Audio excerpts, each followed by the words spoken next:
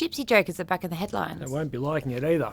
The Jokers are pretty much the opposite of the Versace-wearing, neck-tattooed, porpoise-smooth outlaws that passed for bikies in the 2020s. So hot right now. They're an old-school dirty denim club that goes out of its way to stay out of the spotlight. Not doing a very good job of that lately. No, courtesy of a late-night run-in with the cops.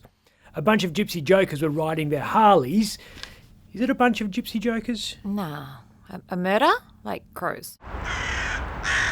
A murder of Gypsy Jokers had gathered in their natural habitat, that's the Great Eastern Highway in Midland, in early February.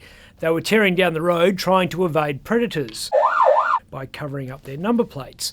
The cops tried to stop them by putting up a roadblock in another of the Gypsy Jokers' preferred native environments, that's the Tonkin Highway in Maddington. But the bikers used their superior manoeuvrability to evade capture.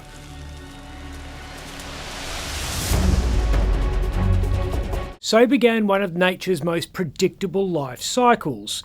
The Jokers fled to the safety of home territory, their clubhouse on Lower Park Road, which was about 2 or 3 k's away.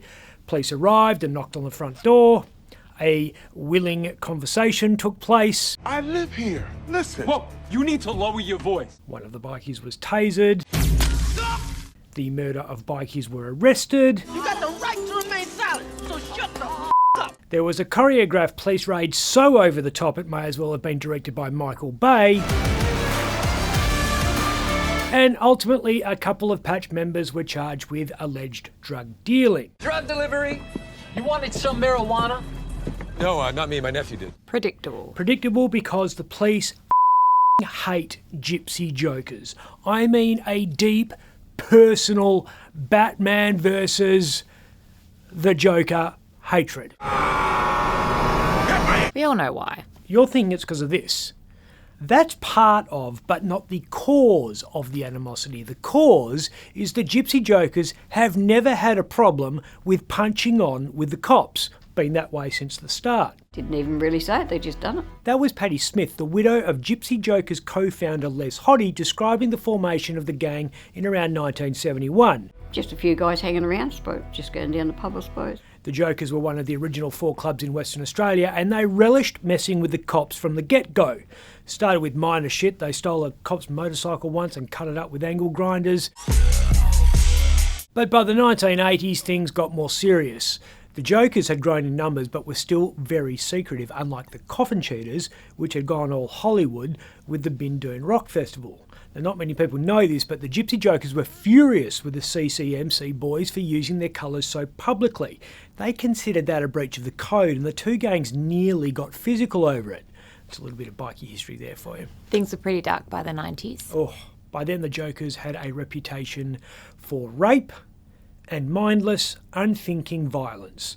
They tore up the Geraldton Hotel one New Year's Eve, so more roadblocks, more arrests. They smashed up the bouncers at the Studebakers nightclub in Gosnells.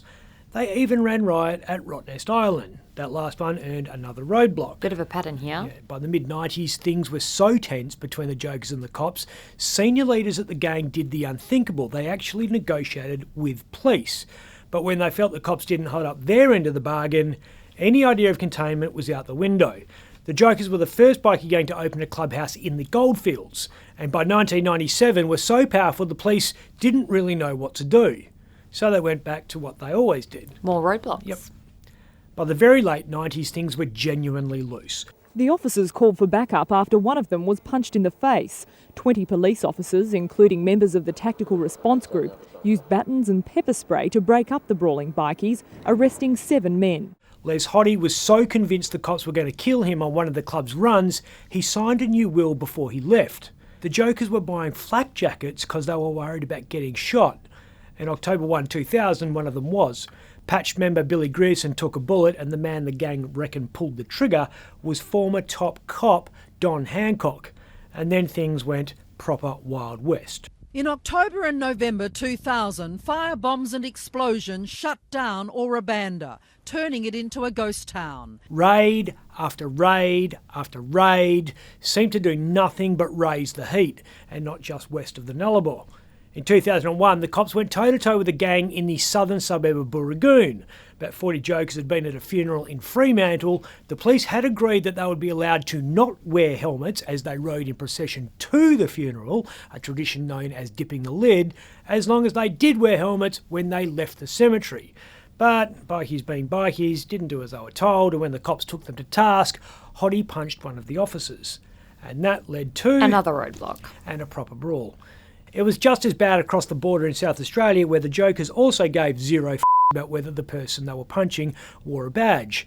Just when everyone thought things couldn't get more personal, the cops flipped one of the West Australian jokers involved in the Hancock car bombing assassination and convinced him to testify against his own gang. Sid Snot Reid became Australia's most high-profile bikie supergrass, and the cops thought they had the jokers on ice. Except the jury thought Sid was a lying sack of shit, and the man accused of orchestrating the bombing got off. The jokers had the last laugh. For a while, the police played a long game and quietly went after Les Hottie's money. They didn't stop going after his estate when he died in 2005. And to add insult to injury, the police minister at the time said everyone at that funeral, including the guy being put in the ground, was the scum of the earth. And that last lot of police rage shows the bad blood still there.